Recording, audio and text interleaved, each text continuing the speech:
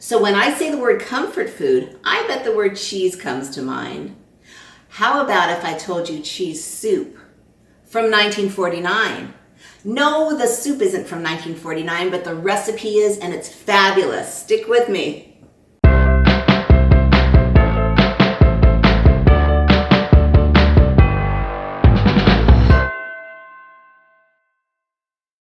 Hey everyone, welcome to Yesterkitchen, where we learn history through food. I'm Jill and I'm so excited you're here. If you're brand new, welcome. We do all kinds of retro recipes, everything from the past, because my brain kind of lives in the past. So I love to share dishes with really cool history about how they were created, and then I teach you how to make it. So let's get started with today. We just came off of our Retro TV Food Faves series, which I had so much fun doing, and thank you so much for all your positive feedback. It just meant the world. You haven't seen it? I'll put a card right there and you can watch the whole thing. It's really fun, all kinds of trivia and fun memories and great food. But today we're gonna go back to 1949. But first, I wanna introduce you to one of my favorite cookbooks. This is called, let me make sure it's getting in the camera. There we go. The Forward Treasury of Favorite Recipes from Famous Eating Places. And as you can see, it's literally traveling through the United States and all kinds of restaurants along the way, and every restaurant gives a recipe from their menu. This thing is fabulous. I have so many cookbooks, and this is kind of at the top of the list. This is just amazing, absolutely amazing. As a matter of fact, it's so amazing. You can see how many tabs I have in the book. I read it like a novel, and it makes me happy. But today, I was going through this book and I thought, I want to make something out of this book finally. So I found a cheese soup recipe from a bed and breakfast called the Old Dover's Inn. Now, of course, since it's 1949, I thought, well, this thing is long gone, but I'm going to go learn the history because that's what I do. And I come to find out it's still there. Well, it had some breaks. But let me show you the page that it's on. See, as you can see, every recipe, every page is laid out the same. Let me get a better view. There you go. So you got a little picture of what's going on. The pictures are so different. Look at that 1940s car. Is that spectacular? Then it has a couple of sentences about the place. And then down below, right there, they give you a recipe off the menu. So I want you to get comfortable in your chair because it's story time. Don't worry, it's only like 2 or 3 sentences. But I want you to see what it says about the Old Dover's Inn. The Old Dover's Inn. There's hearty fare, such as cheese soup before your meal, which is what we're going to be making, at this old inn, once Lafayette's headquarters. You don't know who Lafayette was? Look him up. American history. Open every day for all meals, May to December through April. Open for Friday dinner and all-day weekends. Overnight accommodations, recreational facilities. Sounds fabulous. So it turns out that this restaurant, inn, bed and breakfast, opened its doors in 1750. And it was called the Old Dover's Inn because it was for Dovers. What's a Dover? Well, they were guys, men, back in the 1700s who would go up to New England and buy herds of sheep, cattle, pigs, and they would drive them down to New York where they would sell them. So the people who did the drive were the drovers. There's your name. But they would often stop at this inn and they would, because you gotta rest. You can't just go straight down. So there were places along the way, and this was a really popular one. So this restaurant was open for a very long time. So when the doors opened in 1750, the place was called the Clearwater Tavern. I can't find history on when it was changed to Old Dover's Inn, but it was. And over the years, they changed owners, and actually there were some times where there was no owner, the restaurant was closed, and actually toward the early 2000s, it really fell to some serious neglect until someone bought it and decided to restore it. So in 2010, it was purchased, and it took, I believe a couple years and a couple $1 million to restore, and now it is this beautiful as it was bed and breakfast. I'm gonna put my pot on the stove so we can start cooking soon. And they built a barn in the back. There's like weddings in the back. So if anybody is near Drover Plains, New York, check it out. And if you check it out, please tell me about it. I would love to hear your experience since I'm not in New York and I don't know when I'll be going there. So help me out. Help me with the history. Help me with the food. So anyway, we're gonna get started on our cheese soup. And the first thing we're gonna do is I'm gonna try to, this book is so old, I just wanna let it do its own thing. I know my recipe. Okay, so the first thing we're gonna do is we're gonna take 4 tablespoons of butter and let it start heating up and melting. Whoa! 4 tablespoons of butter is the same as half a stick. So you're gonna let that melt. And as soon as that melts down, you're gonna add your vegetables. This is an easy soup, and it's perfect for warming your tummy. And it goes together really quickly. You're gonna love this. And it's been very, very popular at the inn. And you know what? It's still on the menu today. I'm assuming it's the same recipe. Mine is straight from the chef in 1949. I'm so excited I can't talk right now. Okay, so our butter is getting melted. And while that's happening, you have 4 vegetables to chop up. It's so easy. They are all a half cup. You're gonna add a half a cup of chopped carrots. And you wanna make them pretty small. Half a cup of green pepper. Half a cup of celery.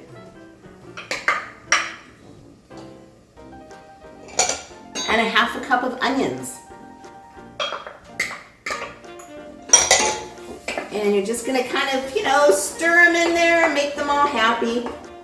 And now we're gonna take a tiny little break because you're gonna let this go until your veggies are softened, your onion is translucent, and it's probably gonna take about a good 10-12 minutes. So I'm not gonna keep it sitting there. I'm gonna go ahead and stop, and I will be right back when they're ready. So it's been 10 minutes, and take a look. Look at this. The onions are soft, the green pepper is soft, the celery is soft. The carrots got a little ways to go, but that's okay. It's soup and you want a little texture in it anyway. So I'm pretty happy with this. And I think the veggies are pretty happy too. Oh yeah, they are. So what you're gonna do now is you're gonna kind of make a little roux so you can have a thick soup. What I have here is 1/3 cup of flour. You wanna just maybe pour half of it, just so you can incorporate easier, and stir it up just the tiniest bit, and then in goes the rest. And raw flour tastes not great. So what you want to do is you just want to kind of cook this just for a minute. So I'm on a medium-high heat, just for like a minute, just so that raw flavor can cook out. So you really just have the thickening agent. So now this old Dover's in. I couldn't find a recipe. I got the recipe. I couldn't find a picture from back in 49 from this book, but I found lots of pictures from now. So take a look, or take a look. This is such a beautiful, beautiful hotel. And I don't know, it's just somewhere I would want to visit. So anyway, it's been about a minute. I'm gonna get them all in there, all happy. And now what we're gonna do is we're gonna add 1 quart of chicken broth or chicken stock. And it's literally one of the cartons, it's a full carton, is 4 cups. 4 cups equals 1 quart. So what I do is I put a little bit in first, just to kind of settle everything down and mix. Then in goes the rest, right away. Don't let it sit too long because that flour will seize up and you'll have paste. And I'm going to turn it up a little bit. So I'm going to turn it up to high. So everything can go. Now you want it to go until your soup starts to thicken. So of course, that's going to take a little bit of time. So what I want you to do is just keep stirring that soup around until you have a thick soup. And I'll be right back because we've got some cheese to deal with. Okay, so our soup went for about 9 minutes, and check it out. Get my trusty pot holder. See, it's not super thick. It's not a super thick soup. It is a thickish soup. So this is pretty good. Your flour did its job. It's nice and thick and everyone's happy. So now to this, we're gonna add our cheese. So I love the 40s. I absolutely love the 40s. As a matter of fact, In the recipe, I'm going to say this is from the 1940s because that's my book. I'm sure this recipe is much older, but I just don't have the date. So we're going to stick with the 40s. Sorry, here's the book. We're going to stick with the 40s. I have so many great recipes in this book. Don't worry. This will surface again in this episode. Not in this episode, in this channel. Okay, so we've got our soup. Now, according to the actual recipe, it called for 6 ounces of young cheddar and 6 ounces of well-aged cheddar. So in my world, that's 6 ounces of medium cheddar and 6 ounces of extra sharp. 6 ounces equates to about 1.5 cups. I know the normal pre-shredded packages are 8 ounces, so just, you can use them all if you want, but like maybe leave a little bit because I do like to decorate a little bit on the top with the cheese shreds. So anyway, we have 6 ounces of our young cheddar, which is medium cheddar, and into the pot it goes. You want to stir that around and get that melting. And I always keep the extra cheese on hand. Where is it? Here it is. I actually mix the two together because you're going to mix them anyway. And I have those, so just in case I'm feeling like it needs a little extra cheese, I've got some at the ready. And now we have our 6 ounces of sharp cheddar. Sorry, extra sharp cheddar. And actually, I don't blame them. That's a nice flavor balance. And then you want to just stir that around. And as your cheese melts fast because your soup is hot. And now that that's done,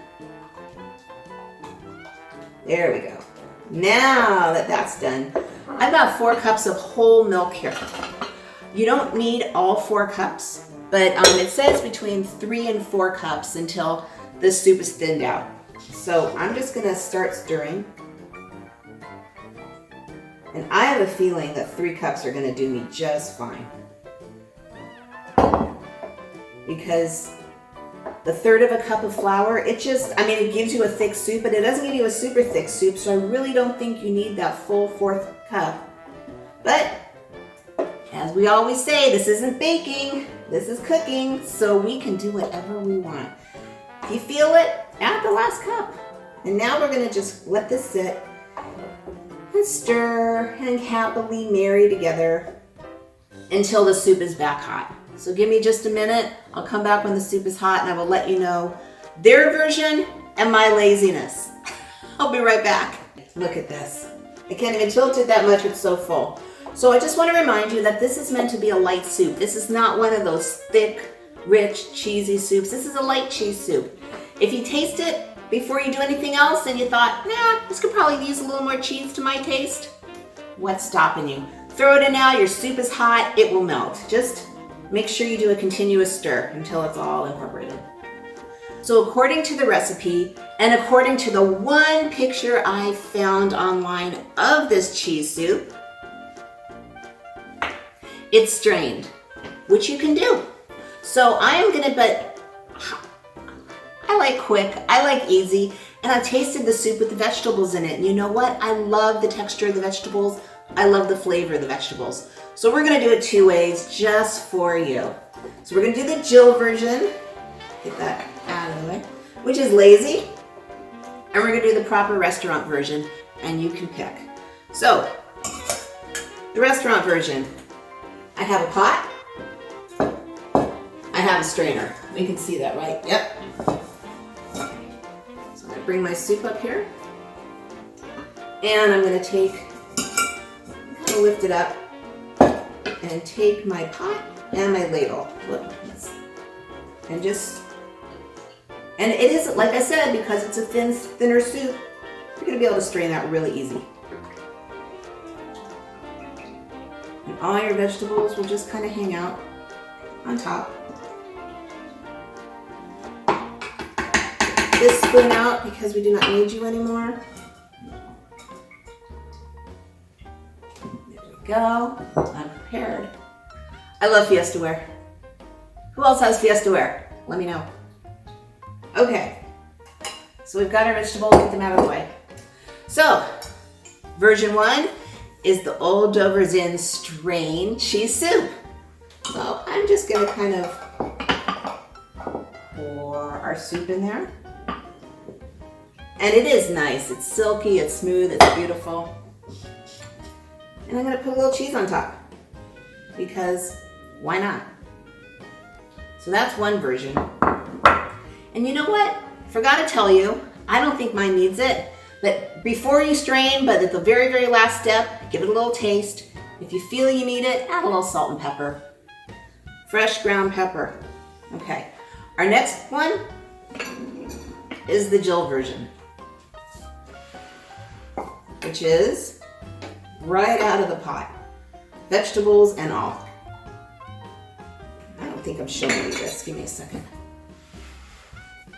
I have one camera and no one to move it for me, so I'm trying my best. There we go. There's the Jill version, and as you can see, I'll get it up there close. You can see the vegetables in it. I'm gonna put my cheese on top because you need that. And now we have both versions. Can you see them? Yeah. All right. So we have our soup with the vegetables. We have our soup strained. Either one is easy. You're just taking out one quick step. So I have gotten a couple comments or questions saying, why don't you taste the food when you're done? Because every cooking show I see, they always taste the food at the end. Well, I kind of march to my own drummer.